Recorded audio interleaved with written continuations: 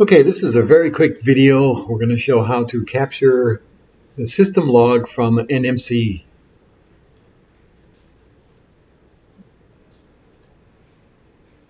So the first thing that we want to do is to select all the items in the log and then Control C. And we're going to put them all into Notepad. And we're going to save this.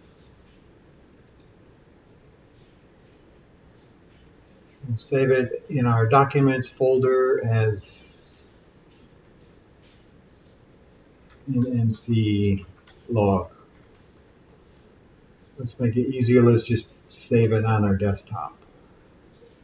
Save. Okay. We don't need that anymore. We're going to go to our Excel. And you want to get to Data. And you want to import from text.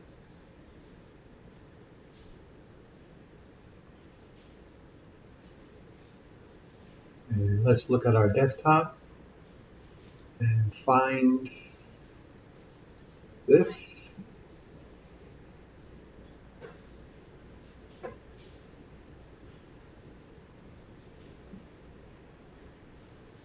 And it looks good, so let's load it.